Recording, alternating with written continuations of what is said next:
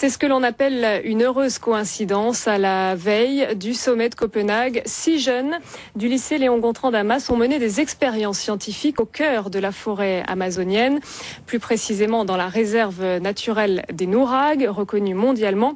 Ces élèves sensibilisés à la question environnementale ont notamment tenté de mesurer la pollution à l'aide d'un ballon. Grégory Archiapati et Jean-Gilles Assard les ont accompagnés. Regardez. En plein cœur de la forêt tropicale guyanaise, la station des Nourag accueille de jeunes scientifiques. Ils sont 6 à avoir la chance de faire partie de cette expédition de 3 jours pour un dépaysement des plus totales. 3 projets sont ici concrétisés. Une observation astronomique dans le cadre de l'année mondiale de cette science, Calisphère qui est une étude de l'atmosphère, ainsi qu'un lâcher de ballon. 18 mois, c'est le temps qu'il a fallu pour réaliser cette opération.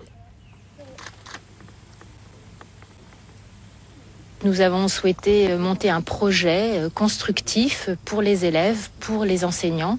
Donc nous nous sommes appuyés sur les formations que le CNES avait organisées depuis quelques années à l'attention des enseignants.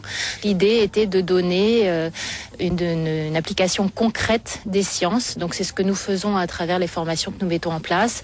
Et les enseignants peuvent concrétiser les sciences en classe et c'est notre objectif premier. Ce ballon stratosphérique est gonflé à l'hélium. Avant de le lâcher, toutes les conditions doivent être réunies.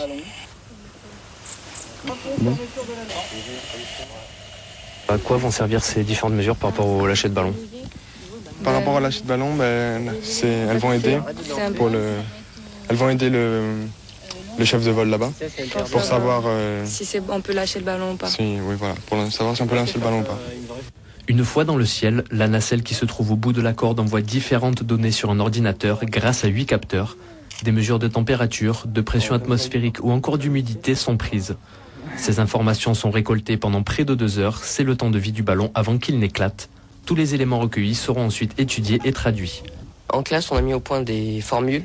Donc on a déjà étalonné.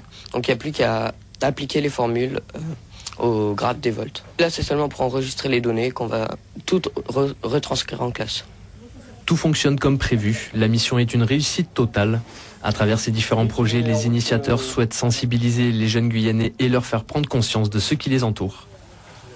Notre but, il est à la fois de permettre une appropriation des enjeux de la recherche en Guyane, des enjeux de l'écologie forestière, étant donné que c'est la forêt amazonienne.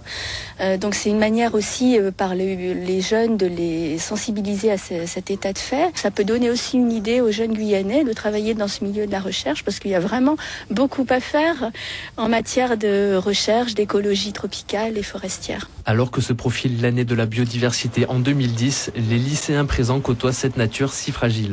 La station des Nourag s'apprête à vivre de nouvelles expériences uniques en leur genre et rencontrer des êtres vivants plus étonnants les uns que les autres.